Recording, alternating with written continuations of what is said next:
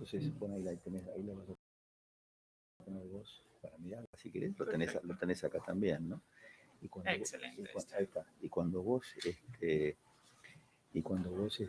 vayas pasando las preguntas, vos le das un clic y te va a aparecer.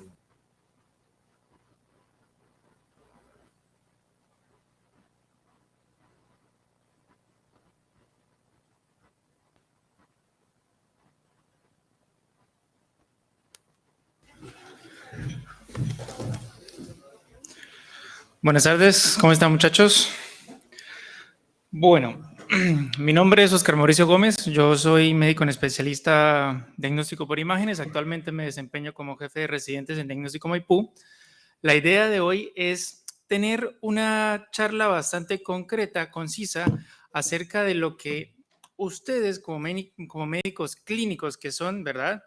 Deben tener en cuenta al momento de pedir imágenes o de ver cierto tipo de patologías. La idea es hablar un poco de abdomen, es un tema muy amplio con muchas patologías, entonces vamos a tratar de enfocarnos en lo puntual, lo más importante, o que ustedes sepan, el objetivo principal de esta charla es que ustedes sepan qué tipo de estudio pedirle al paciente que en ese momento viene, ya sea consultorio, ya sea guardia, saber cuál es el que les va a servir y en debido caso ustedes también poder tener algunas nociones semiológicas básicas de las imágenes para poder ustedes también darle una interpretación.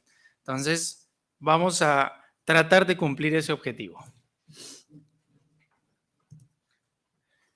Bien, como primera pregunta, ustedes tienen un paciente que les consulta a la guardia, creo que me fui un poquito para adelante.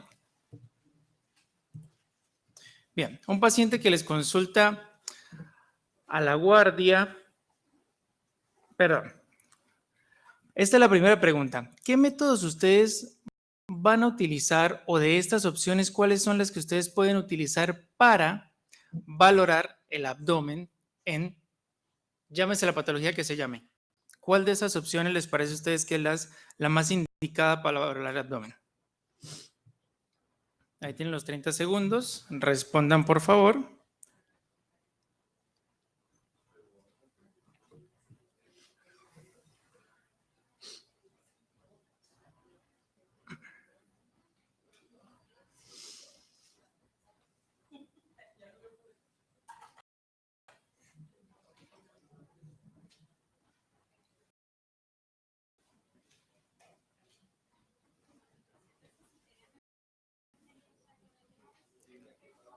Bueno, muy bien.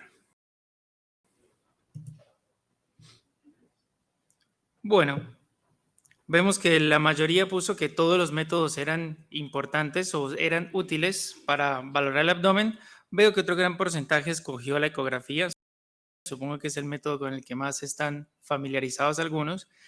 De todas formas, todos los métodos se usan para abdomen, ¿sí? Tanto la ecografía como la radiografía simple y contrastada, la tomografía por emisión de positrones o el PET-CT, la resonancia magnética, la tomografía, todas tienen su utilidad y sus indicaciones. Más adelante con algunos casos vamos a ver cuáles son puntualmente cada una de ellas. Pero a grandes rasgos lo que nosotros vamos a ver es que la radiografía de abdomen hoy por hoy, con todos los avances tecnológicos, tenemos muy contadas indicaciones para utilizarla, pero todavía se usa, todavía sirve, especialmente cuando uno está trabajando en una zona donde no tiene de pronto tanto acceso a un tomógrafo o un resonador o no hay un ecografista.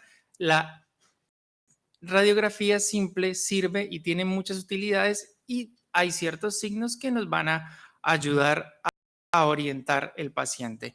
La radiología contrastada, lo que es el colon con doble contraste, la serie de esófago astrodenal, lo que es el tránsito de intestino delgado, todas estas también tienen unas indicaciones muy puntuales que, como les digo, van cayendo en desuso con el avance de la tecnología, pero sirven.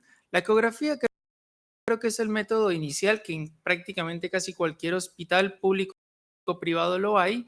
Es un método que tiene la gran desventaja que es operador dependiente, depende de la habilidad de quien la está haciendo, que el método tenga más rédito de diagnóstico o no, pero es un método que en buenas manos les diría que sirve para casi todo. La tomografía computada también la tenemos. Este método tiene radiación, así que si ustedes algún día tienen una paciente femenina con dolor abdominal que no saben si está embarazada o no tienen duda, eviten hacer la tomografía porque no sabe si está embarazada. Hay que tener en cuenta y no hay que abusar de ella porque muchas veces se pide tomografía como si estuvieran pidiendo ecografía y se irradian a los pacientes, perdónenme la expresión, al pedo, sin ninguna utilidad. La resonancia magnética es un método que no emite radiación, que es bastante útil también, pero es más limitado.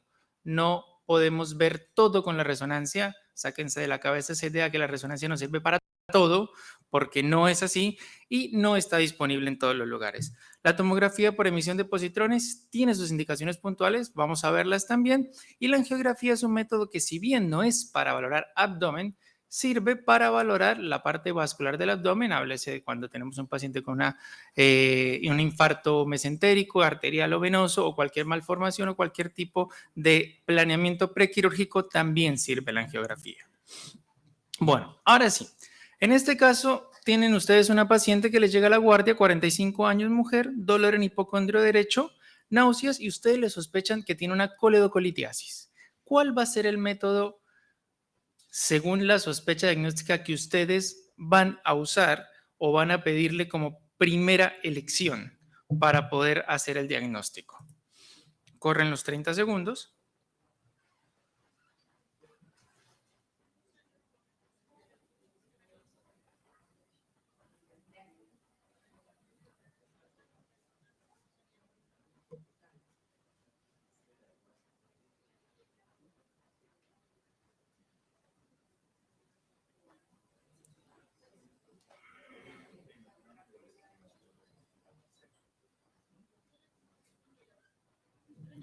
Bueno, muy bien. Ecografía, perfecto. La ecografía nos puntuó claramente y por otro lado tenemos la colangioresonancia. Entonces, ¿ambos métodos sirven para ver vía biliar vesícula? Sí. ¿Por qué es la ecografía el método de elección? En este caso, ahí está la respuesta. Primera opción.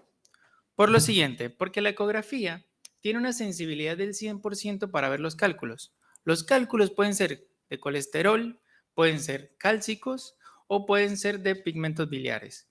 Sea la densidad o la composición que tengan, la ecografía los va a ver todos. Además, que como les decía, la ecografía es el método que yo tengo de primera mano, o en casi todos los hospitales o lugares lo tengo. Versus la colangioresonancia, que a pesar de que es un estudio que también es muy útil para ver la vía biliar, para ver la vesícula, para ver los cálculos, tiene varias desventajas. Uno, que es un estudio muy costoso. Y si le vas a pedir una ecografía que vale 5,000 pesos a un paciente versus una colangioresonancia que vale 30,000 pesos a un paciente, y ambos me van a dar la misma información, por un lado, bueno, costo-efectividad. Por otro lado, no todos los sanatorios ni hospitales tienen un resonador. Además, la colangioresonancia requiere una cooperación del paciente, que respire, que aguante la apnea, que tolere un tiempo largo de estudio, y no todos los pacientes, si tienen dolor sobre todo, van a poder tolerar esto. Y la tomografía, por otro lado, muchas veces no ve los cálculos. Si un cálculo es de contenido biliar o de colesterol, puede no verse. Entonces tenemos una vesícula limpia por tomografía, le ponemos el ecógrafo y tiene 38 millones de cálculos adentro. Entonces no es el método de elección la tomografía. Un poquito de semiología ecográfica para que nos quede un poco más claro esto. En este caso nosotros vemos dos cortes acá de ecografía en los cuales estamos viendo la vesícula, que tiene un contenido negro, o lo que nosotros llamaríamos anecogénico, por el contenido líquido que no me da ningún tipo de imagen. Y acá en esta zona, en la zona del bacinete, porque este sería el fondo, el cuerpo, y el bacinete, tenemos una imagen ecogénica que hace esto. ¿Saben cómo se llama esto?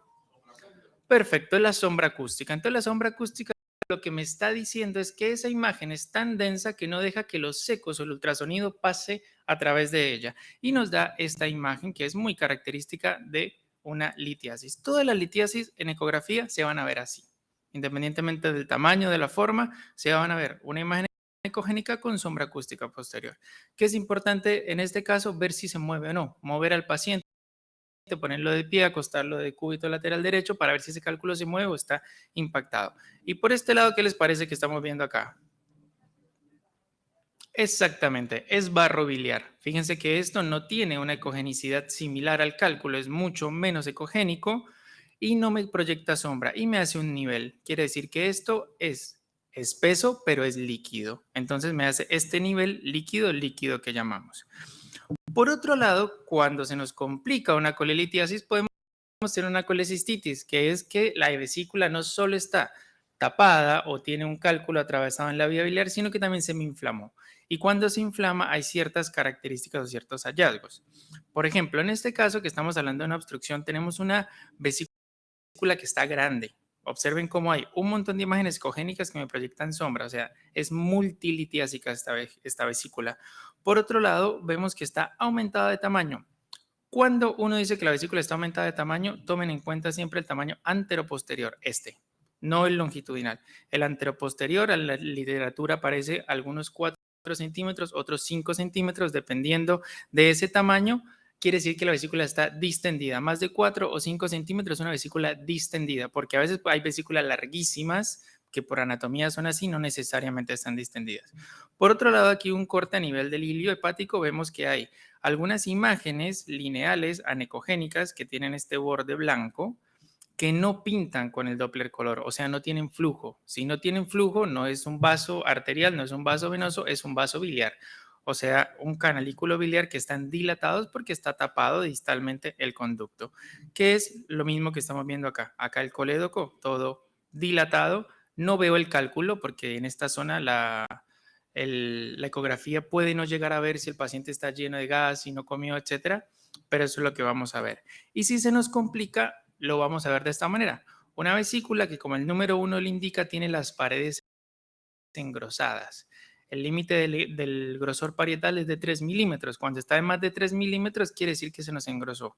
Por otro lado, el número 2 nos está indicando toda esta imagen hipoecogénica alrededor, que no es otra cosa que edema.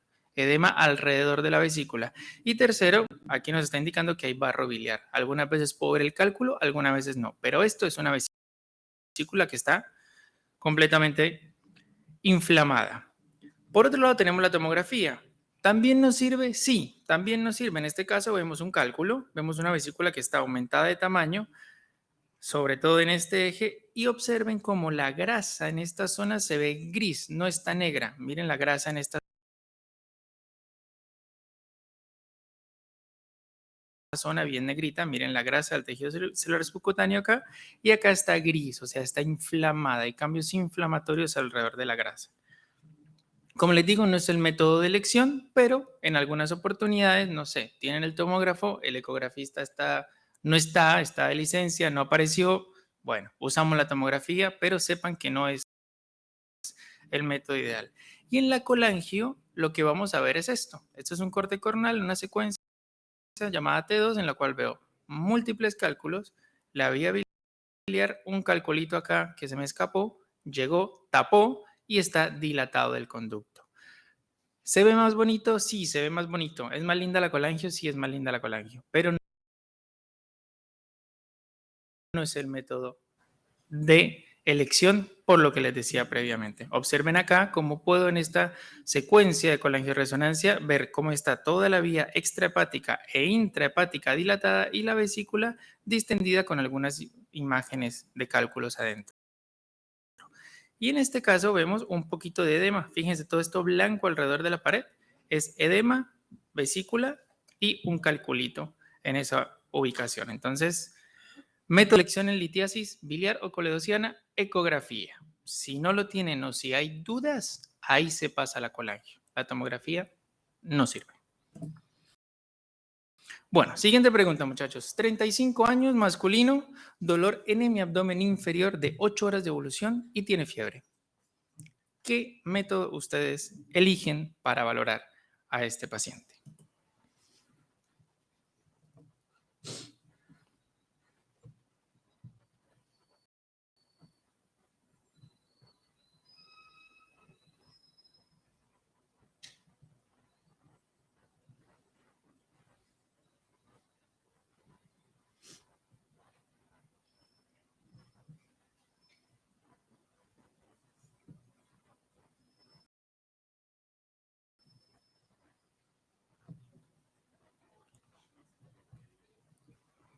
Bueno. Bien, me gustan esas respuestas que no definen mucho. Bien. C y D. C y D estamos hablando de tomografía con contraste oral o tomografía con contraste endovenoso y ecografía abdominal. La respuesta correcta en este caso son C y D. ¿Por qué? Porque estamos hablando de mi abdomen inferior. ¿Qué tenemos ahí? Asas intestinales, apéndice y otro tipo de órganos que por tener contenido aéreo no me sirve verlos por ecografía. ¿Los puedo ver? Sí. Pero ¿qué pasa? Depende de la experticia del médico y hay en ocasiones, por ejemplo, los divertículos no son fáciles de ver por ecografía. ¿Se pueden ver? Sí. El apéndice a veces el paciente comió, está lleno de gas, el dolor abdominal lo tiene todo distendido y no lo voy a ver bien. Entonces, ¿por qué es importante en estos casos la tomografía? Porque nos da mejor rédito diagnóstico y porque el contraste oral endovenoso, y eso quiero que ustedes se lo graben y lo tengan presente, porque muchas veces nos piden, no sé, sospecha de obstrucción intestinal o sospecha de diverticulitis y no le ponen ni contraste oral ni endovenoso a las tomografías, entonces es un complique. ¿Por qué?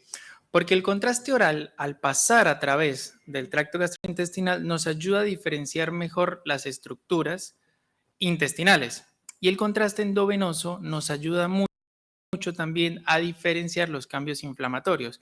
Por ejemplo, si ustedes tienen un paciente con obstrucción intestinal y no le piden contraste endovenoso, listo, yo lo miro, está distendido, está lleno de niveles hidroaéreos, está obstruido. Pero no te puedo decir si esa obstrucción está generando una isquemia o no. Si vos le metes contraste a ese paciente, entonces yo me voy a dar cuenta si esa pared intestinal realza o no realza. Y ahí te voy a decir, ojo que no solo está obstruido, también está sufriendo el asa. Entonces ya no es una cuestión de, bueno, sí, esperemos que llegue el cirujano, sino vamos ya porque ese paciente tiene sufrimiento de asa. Entonces es importante el endovenoso y el oral para los casos de un dolor abdominal que acá estamos sospechando diverticulitis, apendicitis, en la mujer alguna complicación ovárica, etc. RX de abdomen no me sirve para el apéndice, no me sirve para un divertículo, chao, no importa. La tomografía, lo que les decía, importantísimo el contraste, excepto si me sospechan litiasis. ¿Por qué? Porque el contraste es blanco y la litiasis en tomografía es blanca. Entonces, blanco y blanco a veces me dificulta verlo. Entonces, si ustedes sospechan una litiasis, pídanle tomografía sin contraste ni oral ni endovenoso, lo que uno llama la urotomografía.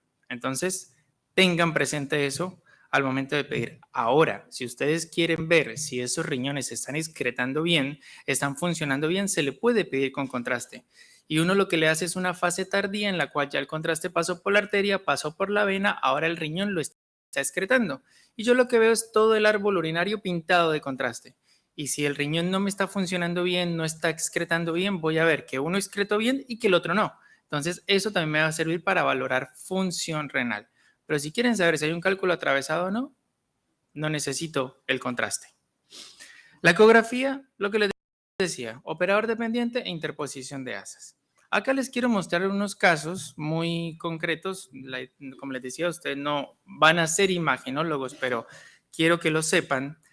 Esta es una ecografía de un paciente que tiene una apendicitis. El apéndice normalmente por ecografía no se ve. Si lo ven, prestenle atención porque está diferente a lo normal. ¿Cuáles son las cosas que yo en ecografía tengo que mirarle? Primero, el tamaño. Si el apéndice tiene más de 7 milímetros de grosor, no la pared, el apéndice completo, es un apéndice aumentado de tamaño. En este caso, es un apéndice que está aumentado de tamaño y acá también lo midieron y nos midió 17 milímetros, o sea, 1 centímetro y un poquito más, o sea, está aumentado de tamaño. Por otro lado, fíjense cómo la pared se le ven 2 capas que tiene un poquito de edema alrededor y no es compresible. Yo le comprimo con el traductor al paciente y primero me va a sacar a mi mamá a pasear porque le va a doler muchísimo y segundo, El apéndice no se comprime, esa asa intestinal no se comprime, se queda de ese tamaño. Esos son signos directos e indirectos de apendicitis por ecografía. Y en tomografía lo que yo voy a ver es primero ubicar el apéndice, buscar el ciego, encontrarlo. Lo mismo, medirlo, me voy a dar cuenta que tiene más de 7 milímetros y que tiene todos estos cambios grasos alrededor. Si ven cómo la grasa es un poquito más blanca, más sucia, cambios inflamatorios alrededor. Esto es una apendicitis incipiente. Obviamente cuando ya se perfora, cuando tiene líquido libre, cuando tiene aire alrededor, todo eso, bueno, ya se me reventó y se complicó. Pero estas a veces son un poquito las más complicadas de ver. Por otro lado, tenemos esta otra patología. ¿Alguien se le ocurre qué puede ser?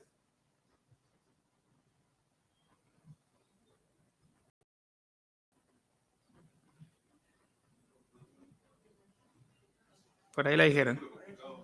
No, por ahí la dijeron. Una apendajitis, exactamente. Esto es una apendajitis epiploica y no es otra cosa que una gran simuladora, porque me simula divertículos inflamados o me simula una apendicitis. ¿Qué es eso? Creo que todos en anatomía, en nuestros libros de Netter vimos que el colon tenía por la parte antimesentérica, o sea, por la parte de adelante, unos colgantes de grasa, unos apéndices epiploicos. Esos se pueden torcer. Al torcerse, como eso tiene una vascularización central, se inflaman y generan dolor, pero no es quirúrgico, es darle analgésicos, besito en la frente y esperemos que le pase porque nadie va a operar eso, ¿sí?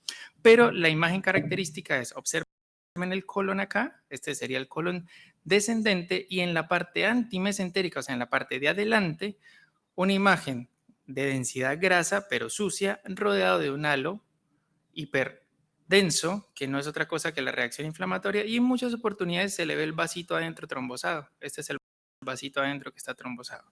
Esto es una apendajitis epiploica, sepan que existe, no se opera. Se le dan analgésicos y esperar a que pase el dolor. Y por otro lado tenemos la famosa diverticulitis, que en este caso, a diferencia del anterior, observen cómo la pared del colon está gruesa. Normalmente las paredes de las asas intestinales no tienen que tener más de 3 milímetros. Esta claramente tiene mucho más. Tiene suciedad alrededor, bastante suciedad, y la idea o el chiste es encontrar los divertículos, ¿sí? Porque si yo tengo un colon así y no le veo divertículos, piensen que es un tumor. Hay que buscarle los divertículos para decir que tiene una diverticulitis, porque si no, no existiría.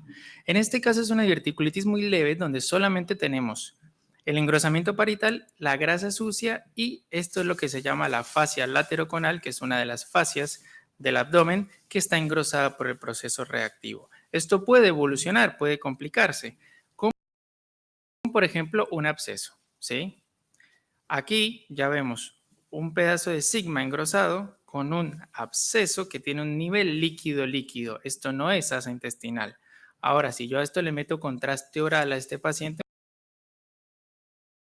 me voy a dar cuenta que esto se me va a llenar de contraste oral. Entonces me ayuda para diferenciarlo un poquito más. Y observen que tiene un poquito de aire por fuera, o sea, ya se perforó.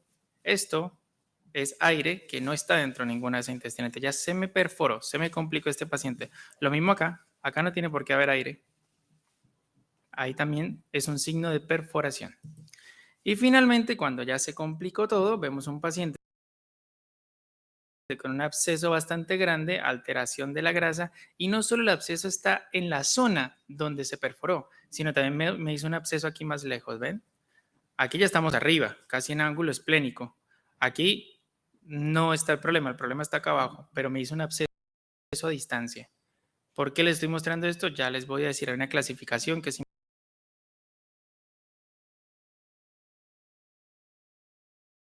importante para esto. Aparte de eso, tiene otro absceso acá adelante, otro acá adelante y un montón de aire en el peritoneo, o sea, el neumoperitoneo. Todo esto es una diverticulitis complicada y todo esto viene a raíz de esta escala modificada de Hinchey, que es la que uno usualmente usa. No me voy a detener mucho en esto, está en los libros, está en la internet, está en todos lados para que la busquen, pero lo que tienen que tener en cuenta es que está una escala de Hinchey modificada, que es esta, que es la que hoy por hoy más se usa, ¿sí? Y lo que nos habla es Si tenemos una diverticulitis clínicamente moderada, o sea, aquí no es algo tomográfico, es algo clínico principalmente. Ahora, la 1A es si tengo la grasa alrededor del colon inflamada. Aquí sí tengo un absceso alrededor. Aquí sí tengo un absceso a distancia. Acá sí ya tengo una peritonitis generalizada. Y aquí sí es una peritonitis fecal. ¿Cómo diferencio por tomografía una peritonitis generalizada de una focal? No se puede. Eso es cuando echas cuchillo, abres al paciente y te das cuenta que ahí hay materia fecal por todos lados. O sea, esto es una escala muy clínico-quirúrgica. Pero últimamente salió esta, o sea, en el 2018 salió esta escala, que es la de Kaiser, que ya es de hallazgos tomográficos. Se las muestro para que la sepan y sepan que existe. Si algún día hay un informe Hinchey de tanto y esto que me habla, bueno, es eso. Nos compete más a nosotros los imagenólogos, pero quería que ustedes supieran que existe esta escala y que la pueden revisar.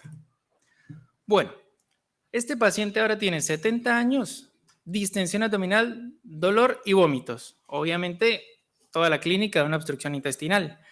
¿Qué usamos como primera opción en este paciente?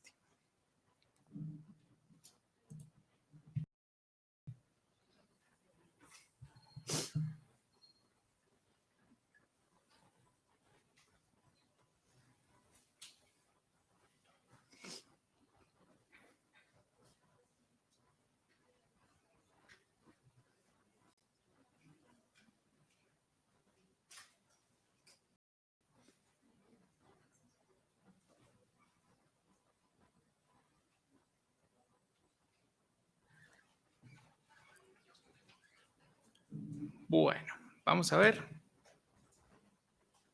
Muy bien, muchachos. Me llenan de orgullo ustedes.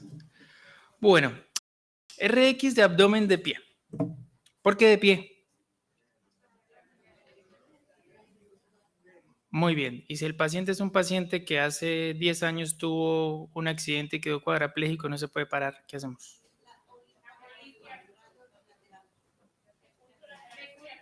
Un decúbito lateral. Perfecto. Eso es lo que tienen que saber. Ya está. No hay mucha más ciencia con esto. Ahora, eso es importante porque, ¿qué pasa? La tomografía de abdomen me sirve un montón para ver la obstrucción, pero no es el método inicial. Y ahí es donde está el punto. Siempre uno tiene que ir escalonando en los métodos y no tratar de con una escopeta matar una mosca, ¿sí? Sino utilizar el método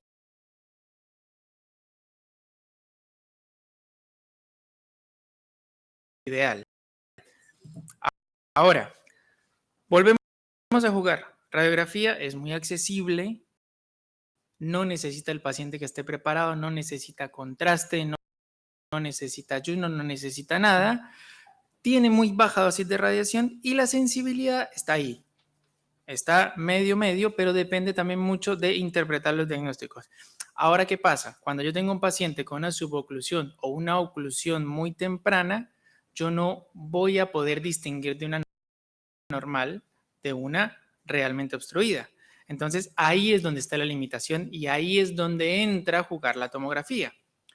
Lo mismo cuando yo quiero saber la causa o el sitio de oclusión. No se la voy a ver por los rayos. Por los rayos solamente voy a ver signos indirectos de oclusión intestinal. Entonces, es el método de elección. Cuando la oclusión ya está muy avanzada, créame que el cirujano ve la placa y entra a operar. No va a pedir nada más. Pero cuando hay duda imagenológica y la clínica es bastante sugestiva, ahí es donde entra a jugar un papel la tomografía. Y lo que les decía, usar contraste endovenoso para valorar la isquemia, porque me cambia completamente el pronóstico y la conducta del paciente. Un paciente subocluido es un paciente que yo lo voy a esperar, o el cirujano va a llegar el lunes y lo va a operar si es domingo, o si está haciendo sufrimiento intestinal, va para adentro de una vez al quirófano. La sensibilidad claramente es mucho mayor y la especificidad también. Bueno, signos para tener en cuenta con estos pacientes. En este caso, es un paciente que está acostado, boca arriba o de decúbito supino. Realmente no hay mucho que llame la atención. Es una placa que tiene aquí claramente un nivelcito, que es normal ver niveles, no se asusten, los niveles no son patológicos, son normales, ¿sí? El tema es cuántos veo y a qué distancia están uno de otro, que ahorita les voy a mostrar. Pero ¿qué pasa? Como les sospechaba, le dijeron, bueno, acostémoslo de medio lado porque este paciente no puede levantarse. ¿Y qué vemos? Aquí se me hace un nivel, acá hay otro nivel, aquí hay otro nivel y aquí está esta imagen que a los libros les encanta mencionarlas. ¿Alguien sabe el signo? No.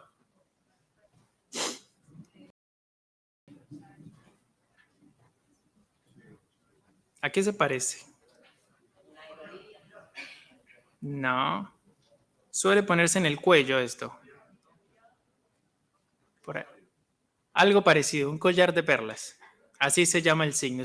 Es el collar de perlas, que no es otra cosa que los niveles hidroaéreos en el asa intestinal. Ahorita en la tomografía van a entenderlo un poquito mejor. Entonces, este signo de collar de perlas, junto a este signo que observen la cantidad de niveles hidroaéreos que hay. Entonces, lo que nos dice la literatura es que si yo tengo más de 3 a 4 niveles hidroaéreos y estos niveles están separados por más o menos 2 o 3 milímetros uno del otro, más arriba o más abajo, eso es aumenta la sensibilidad para hablar de obstrucción intestinal.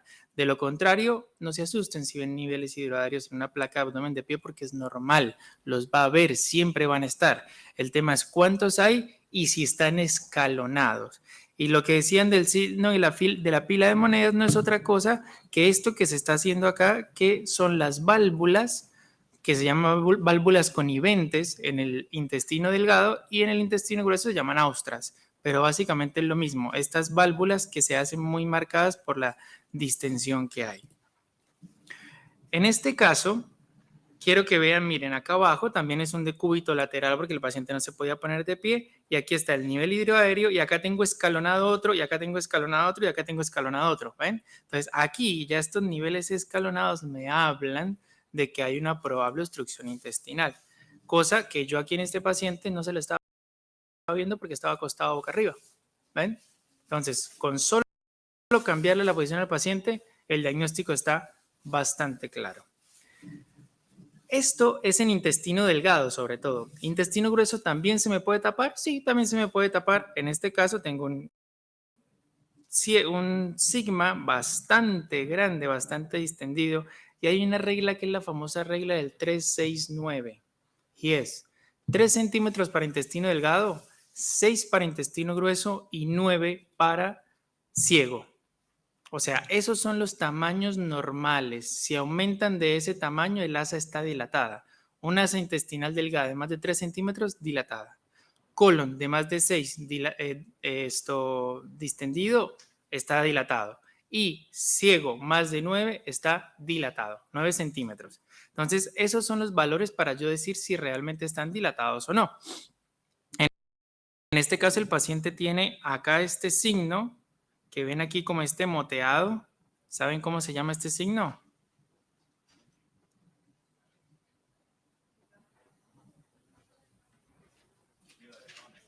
Exactamente, el signo de la miga de pan no es otra cosa que el aspecto característico de la materia fecal. ¿Qué parece miga de pan? Es normal verlo en colon, pero si ustedes este signo lo ven en intestino delgado, no es normal. Quiere decir que ahí se está atrapado contenido desde hace rato y ese contenido se empezó a deshidratar y se vuelve como miga de pan. O sea, se hace materia fecal en el intestino delgado donde no debería haber. ¿Sí? Y por otro lado tenemos esto. ¿Qué les llama la atención de este paciente? Y si alguien sabe el signo. ¿Cómo?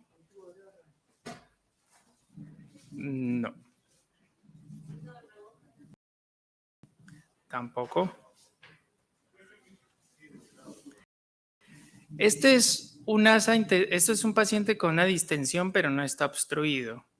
Y este sí está obstruido y tiene algo llamativo.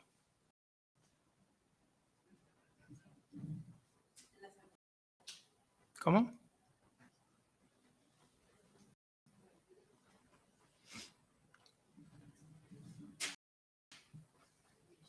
¿Qué les parecen las paredes del intestino? Lisas, sí, por ahí va la cosa. Está liso, pero ustedes ven que acá en esta placa yo no veo las paredes del intestino, o sea, veo el aire, ¿sí? Pero no diferencio, fíjense que está el aire, tengo pared y pared, o sea, la mucosa y la parte de la serosa. Pero en placa yo no veo la serosa, solo veo la parte interna porque me contrasta con el aire. La serosa no la veo porque me está contrastando con la grasa, entonces es parte blanda y parte blanda, no la diferencio. Observen que acá sí puedo ver dónde empieza y dónde termina.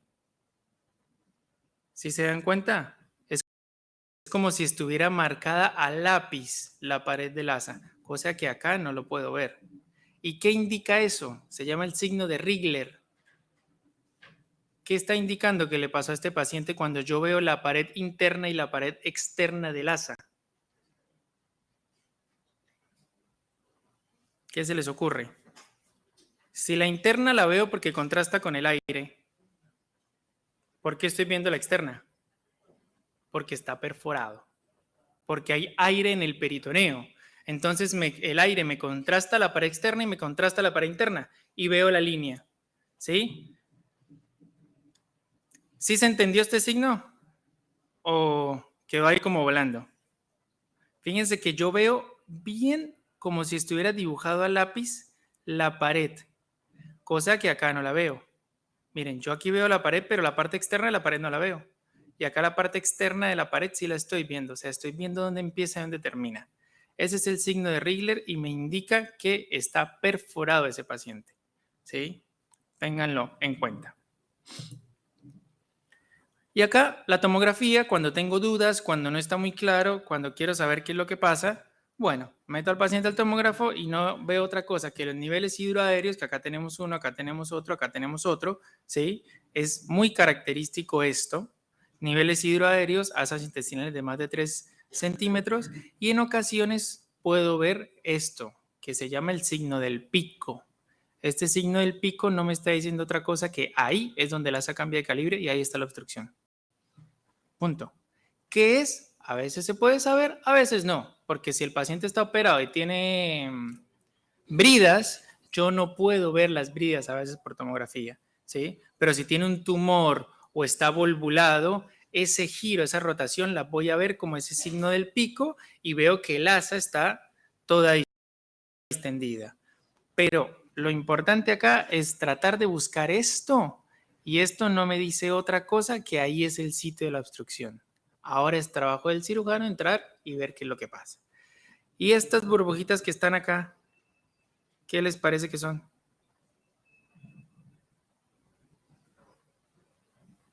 Porque yo aquí tengo nivel, aire, líquido.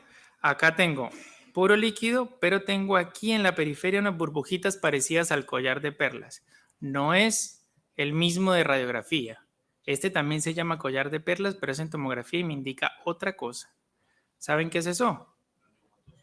Exactamente, neumatosis intestinal, o sea, el aire por presión pasó a la pared intestinal. Entonces, esa neumatosis es un signo de sufrimiento de asa y también hay que correrle. Esa neumatosis obviamente puede irse a través de las venas, llegar a la vena mesentérica y llegar al hígado. Y me va a hacer la famosa neumatosis portal, que eso también es un signo indirecto de perforación o daño intestinal. Y acá en este caso es un paciente que está obstruido y que la causa es un pedacito de asa intestinal que se le metió a la hernia inguinal. Miren cómo se hace el signo del pico acá, el signo del pico acá y me indica que está metida la asa ahí. Entonces, causas muchas.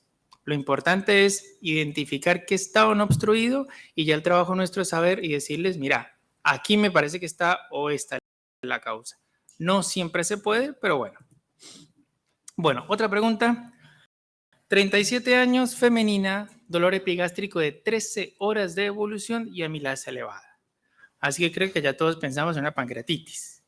Ahora, ¿qué método usaría en ese momento?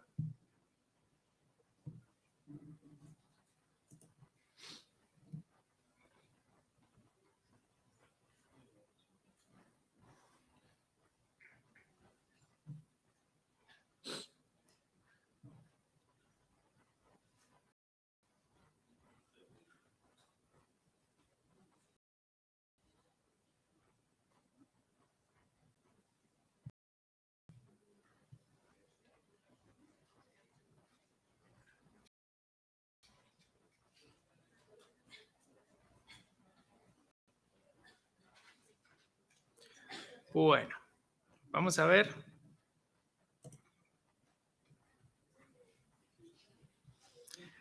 Complicado. Ninguno. ¿Por qué? Ahora me responden esta pregunta y espero que todos me la respondan bien. ¿Qué método diagnóstico y en qué momento se indica en esta paciente o en cualquier paciente con pancreatitis aguda? Respóndame esta pregunta. Ya dijimos que ninguno en este paciente, porque el diagnóstico es clínico. Ahora, ustedes le quieren estudiar la pancreatitis al paciente, ya saben que la tienen, pero el diagnóstico o la imagen no está para saber si tiene o no pancreatitis. Entonces, ¿en qué momento la piden y qué le piden?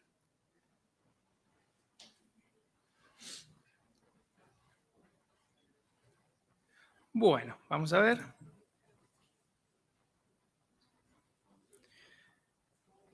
Tintín, pegó en el palo. Bueno, a las 72 horas, muchachos. No sirve antes para nada. Por favor, no, salvo que ustedes tengan dudas diagnósticas, no sirve la tomografía para diagnosticar pancreatitis, porque lo mismo que ustedes saben viendo la amilasa elevada y el paciente con dolor y vomitando, es lo mismo que le vamos a decir nosotros en la tomografía. El páncreas está inflamado y tiene la grasa sucia alrededor. Hasta luego. ¿Les cambió algo? No. Entonces quiero que ustedes se metan en la cabeza que los métodos diagnósticos están para definir conducta o para confirmar una sospecha. Si ustedes el diagnóstico de pancreatitis ya lo tienen, ¿para qué quieren la tomografía en las primeras horas? Si el diagnóstico ya está. Le hacen la tomografía, yo les digo, sí señor, tiene pancreatitis. ¿Su conducta cambia? Entonces, ¿para qué la piden? ¿Ven? Ese es el análisis. Ustedes tienen que ser racionales pidiendo, porque estos son rayos.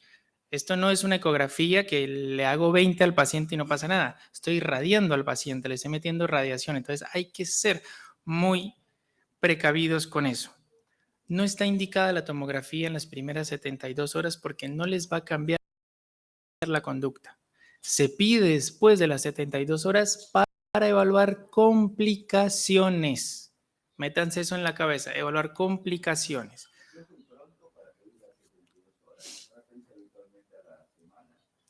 Depende de la evolución del paciente, pero todo lo que te dice la literatura es que antes de las 72 horas no tiene importancia, es a partir de las 72 horas en adelante. ¿Por qué? Justamente porque nosotros lo que queremos ver es las complicaciones de la pancreatitis. Una pancreatitis no te va a debutar en 12 horas con necrosis, ¿sí? Si se te necrosa el parénquima, se te va a ver más adelante, ¿sí? Ahora, ¿cuáles son las complicaciones que yo puedo ver? Complicaciones agudas o complicaciones más crónicas, que prácticamente son lo mismo, pero dependiendo del límite de tiempo cambian de nombre. Me hago entender. Por ejemplo, si yo tengo un paciente a las 4 o 5 días, le pido la tomografía y veo que tiene un montón de colecciones alrededor, yo te voy a decir que tiene colecciones peripancreáticas, ¿sí? Antes de las 4 semanas. Después de las 4 semanas, esas colecciones, si no se reabsorben, el cuerpo lo que hace es encapsularlas. Entonces es lo que voy a llamarte yo pseudoquiste. Y el límite es las 4 semanas. Yo antes de 4 semanas nunca te voy a decir pseudoquiste. Te voy a decir colección organizada, ¿sí? Eso porque así lo define el Consenso Internacional de Pancreatitis, que básicamente antes de las 4 semanas es una colección o líquido libre o colección organizada y después de las 4 semanas ya le llamo pseudoquiste, ¿sí? La colección necrótica es prácticamente similar, pero con la diferencia de que tengo un páncreas que no me realza, que no me pinta del todo con contraste, o sea, está necrosado, y aparte la colección no es completamente líquida, tiene porquería, tiene grasa, tiene pedazos de páncreas, o sea, se me necrosó y se me regó ese páncreas por todos lados, por las enzimas. Eso antes de las 4 semanas. Después de las 4 semanas lo voy a llamar necrosis encapsulada, ¿sí? O sea, es similar, el límite de las 4 semanas, una se me encapsula y la otra está por ahí volando. También podemos hablar de trombosis venosa, tanto la porta o la esplénica, porque el proceso inflamatorio, como ellas pasan por detrás del páncreas, se pueden inflamar y se pueden trombosar, o los pseudoaneurismas. Entonces, el mensaje acá es, antes de las 72 horas no está indicada.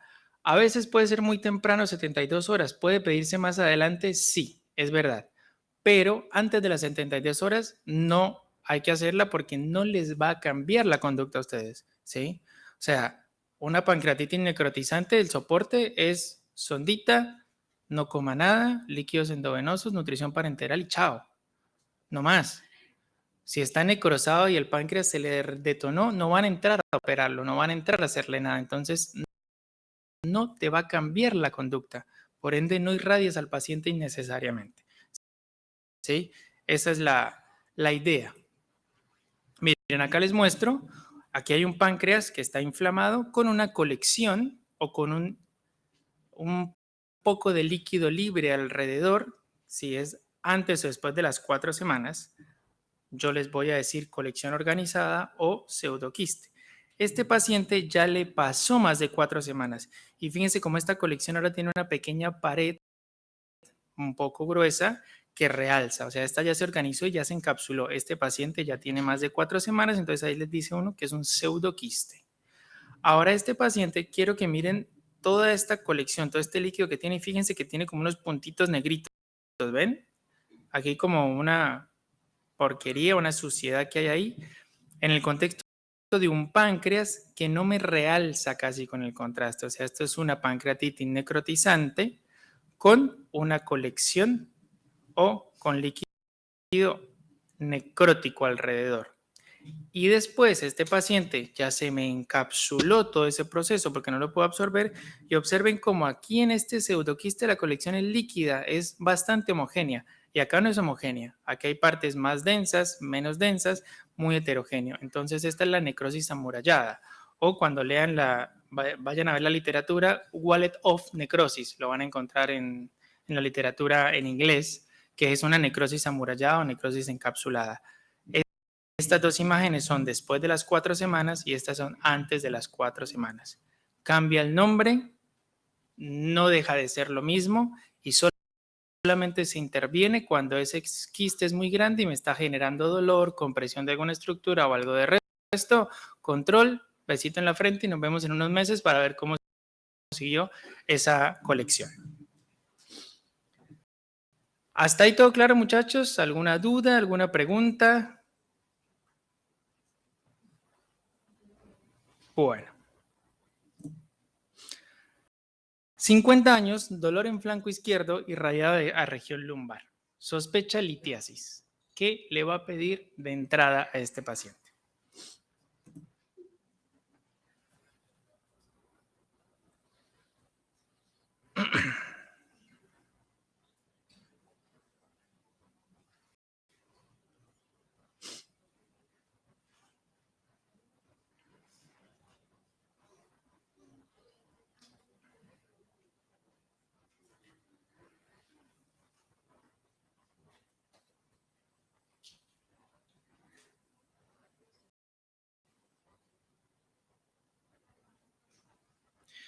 Bueno. Muy bien, muchachos. Una ecografía. Exactamente esa es la respuesta. ¿Por qué la ecografía? Por lo que hemos dicho un montón de veces hoy. Disponibilidad, facilidad, no tiene radiación. Y la tenemos ahí a la mano. ¿Qué voy a ver yo en una ecografía? Básicamente, puedo no ver nada. ¿Cómo puedo ver signos indirectos o verlo todo? Depende del ecografista, depende del paciente. En este caso, lo que estamos viendo es un riñón que está normal, pero que su sistema colector, o sea, aquí los cálices y la pelvis, están dilatadas y no veo una causa puntual. Pero si el ecografista se le prende las luces y va a buscarle un poquito más abajo, va a encontrar aquí una imagen un poco ecogénica con sombra acústica posterior. que es muy fino, sé que a veces es difícil, por eso les digo, depende de la experticia del ecografista, porque acá yo también tengo como una sombra rara. Bueno, aquí hay un pedazo de intestino, aquí hay un pedazo de colon que el aire me genera esa sombra, pero acá está la litiasis. Se puede llegar a ver si el lito está proximal o si está llegando a la vejiga, como en este caso de acá abajo. Observen acá una vejiga llena de orina y acá esta imagen litiásica que no me hace mucha sombra tanto como quisiera porque atrás tengo la próstata y tengo el recto y todo eso, entonces se me confunde. Pero esto es una litiasis enclavada en el uréter distal que está generando el dolor de este paciente. Pero nos queda un gran trayecto de uréter que no lo podemos ver por ecografía. Entonces, si el ecografista le reporta que hay dilatación ureteral o hay hidronefrosis, ¿sí? Pero que no le ve una causa, ahí es donde entra la tomografía a jugar un papel, porque ahí es donde yo voy a ver el resto de uréter que no estoy viendo, ¿sí? Ahora, si el ecografista les dice que no está dilatado, que está normal y el paciente está con dolor, no tiene mucha indicación la tomografía, porque si ese uréter no está dilatado, ese cálculo que está pasando y que le está generando dolor, no le está tapando, lo va a expulsar solito.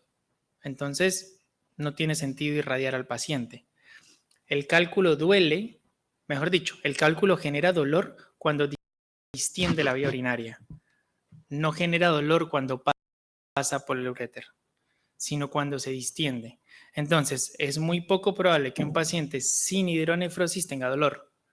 Probablemente sus pacientes botan los cálculos y ni se enteraron, ¿sí? Pero cuando hay hidronefrosis y no le ven la causa, ahí es donde está la indicación de la urotomografía.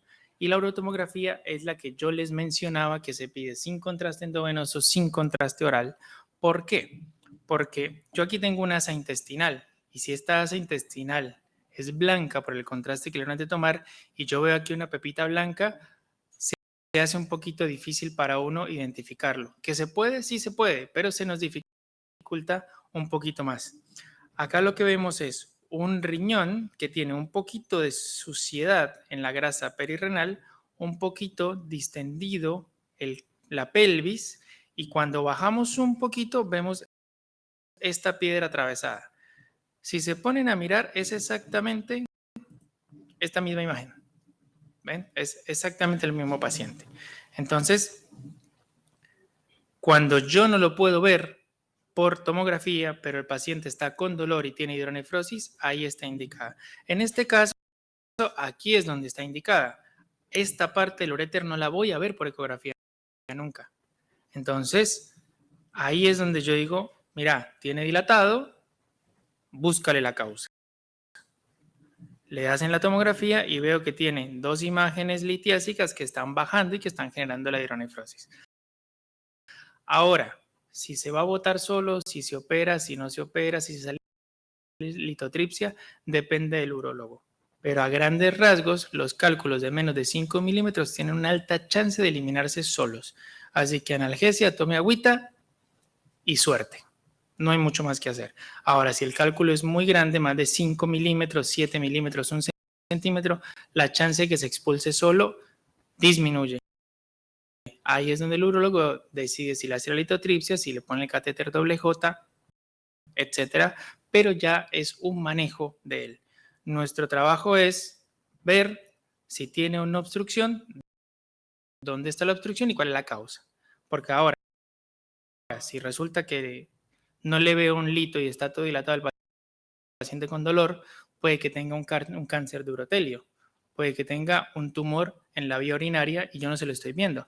Entonces ahí entra a jugar un papel el contraste, ¿sí? Pero hay que ir escalonando y no llegar a decir, bueno, por si la moscas, tirémosle tomografía con contraste endovenoso, con fase excretora, por si acaso, cuando el cáncer de urotelio es 1 y la litiasis son 50, ¿sí? Entonces, hay que pensar en lo más frecuente y basado en la epidemiología y en la clínica del paciente, orientar lo que yo voy a pedir. Bueno, y esta es, creo que la última pregunta. 68 años el paciente en screening de CA de colon. Tiene antecedentes, el papá, el tío, la hermana, todos tuvieron cáncer de colon y él viene para hacerse un control. ¿Cuál es el método indicado para hacer el screening?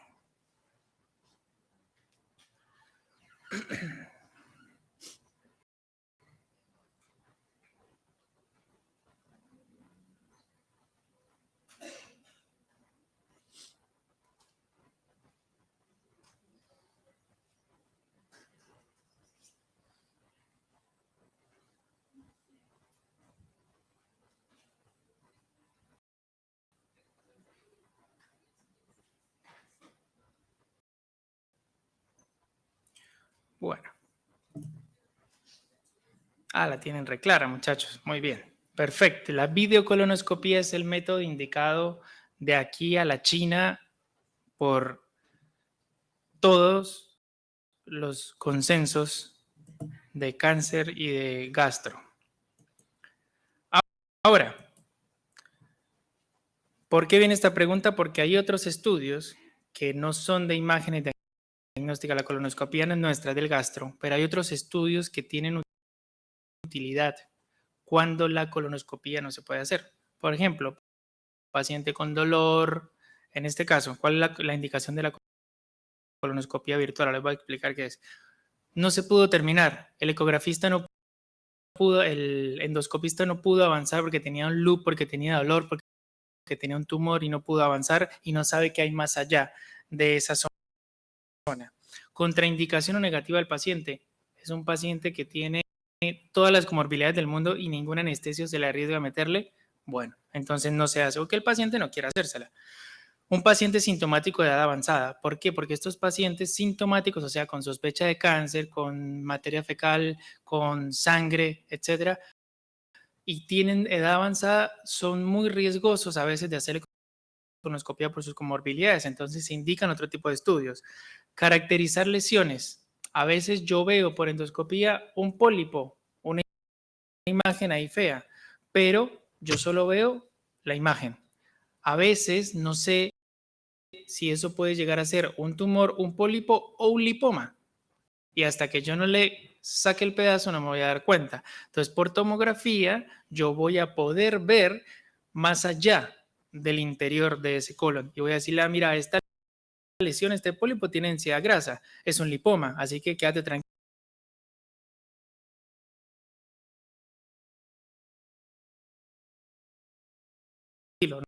No hay problema.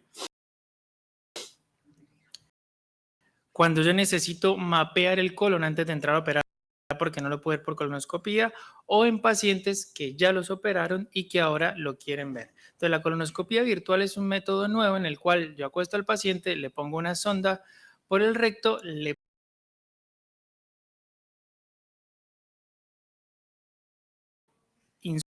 insuflo con aire, lo distiendo y le hago la tomografía.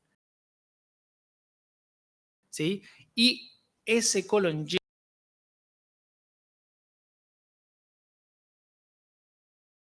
de aire me permite verlo muy bien, incluso reconstruirlo tridimensionalmente, que esto es lo que se hace.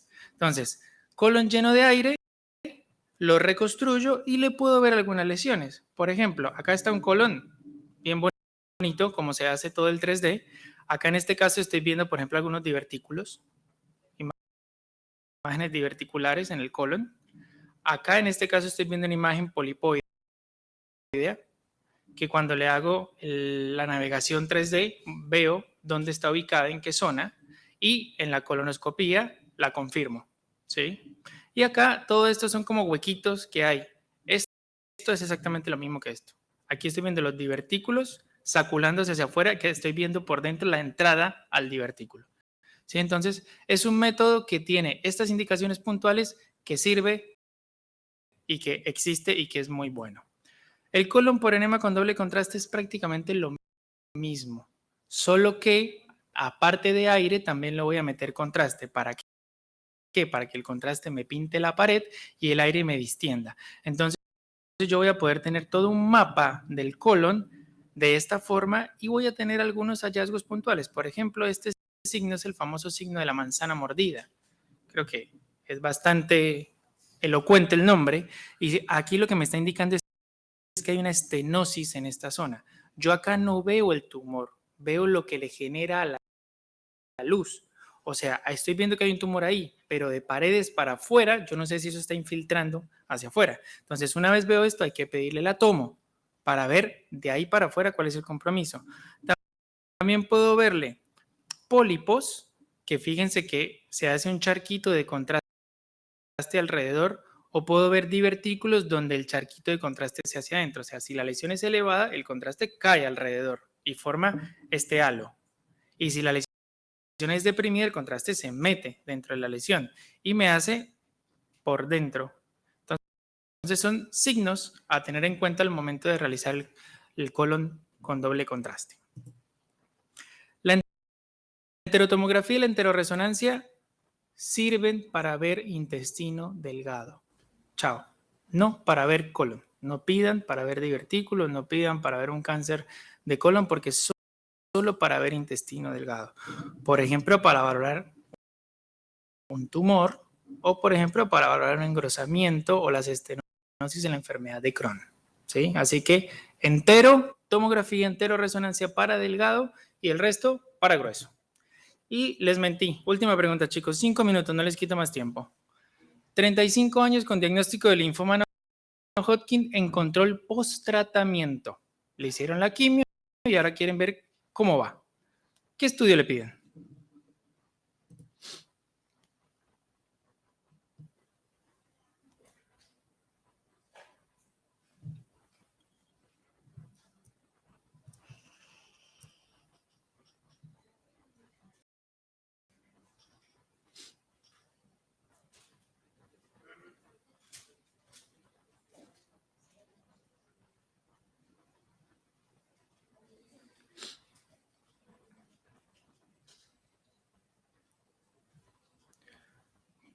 Bueno. Me escogieron mucho el PET. También me escogieron por ahí la tomografía. Ok, bueno. Entonces, vamos a aclarar esta duda. La indicación es el PET. ¿Por qué? Porque resulta que el PET es un estudio anatómico y funcional. Yo tengo una imagen tomográfica y también tengo una imagen funcional, porque yo al paciente le meto un radiofármaco que se llama desoxifluoroglucosa o FDG. Ese es un fármaco que es una molécula de flúor pegada a la glucosa y va para adentro. Entonces, el cuerpo, todas las células, al ser glucosa, dejan entrar la glucosa, pero al estar fosforilado o al estar pegada a ese fósforo, ella no entra al ciclo, sino se acumula en la célula. Las células tumorales tienen ese ciclo sin función. Entonces, ¿qué ocurre? Se acumula el FDG en la célula. Y yo cuando voy a ver la imagen, brilla como un árbol de Navidad. Entonces, ¿por qué está indicado en el linfoma y en otras patologías que ahí se las estoy mostrando? Porque yo por tomografía puedo ver un ganglio chiquito que no tiene las características de adenopatía. Y resulta que en el PET brilla, o sea, está activo. Por tomografía yo les puedo decir, no tiene adenopatía del paciente, bárbaro, perfecto. Y resulta que en 6 meses hizo recaída y ahora se prendió fuego por todos lados. Entonces, no solo me valora anatomía, sino metabolismo. Ojo con el PET porque es muy sensible y poco específico. Me explico. Si el paciente tiene una adenopatía, pero también tiene una coxartrosis, la coxartrosis me va a pintar porque hay inflamación en la zona. Entonces, todo proceso inflamatorio va a captar FDG, ¿sí? Entonces, yo le voy a ver que le brillan un montón de huesos. Y si el paciente tenía antecedente cáncer de próstata, está lleno de metástasis. No necesariamente. Pueden ser fenómenos degenerativos. Entonces, muy sensible, poco específico. Tiene estas indicaciones puntuales para que las vean, para estadiaje, para valorar el tratamiento si respondió o no, si sospecha una recidiva, para planificar la radioterapia del paciente, para diagnosticar nódulos pulmonares. Otra cosa que quiero que tengan presente, el poder resolutivo del PET es 1 centímetro. Si ustedes quieren valorar una lesión pulmonar de menos de 1 centímetro, no les sirve el PET, porque la captación que va a tener esa imagen no es real, es muy pequeña y me sale del poder resolutivo de la imagen. Finalmente les muestro unas imágenes. Este paciente, como brilla como un árbol de Navidad lleno de metástasis por todos lados, le hicieron el tratamiento y post tratamiento, miren, le capta solamente el corazón, los riñones excretando, la vejiga con el contraste, el cerebro y las glándulas salivares, que es el famoso anillo de Waldeyer, que son las captaciones normales, son los órganos metabólicamente más activos, por eso captan. Y observen este paciente con cáncer de próstata, que en la tomografía yo le hubiera dicho el paciente no tiene secundarismo, y cuando le hago el PET le brilló el alerón ilíaco. Y resulta que tenía acá una metástasis este paciente. Entonces, tiene sus indicaciones, es muy extenso para hablar de ello, pero sepan que existe y que es una imagen anatómica y funcional mezclada. Y bueno, chicos, ¿alguna duda, pregunta? ¿Les quedó algo más claro el panorama?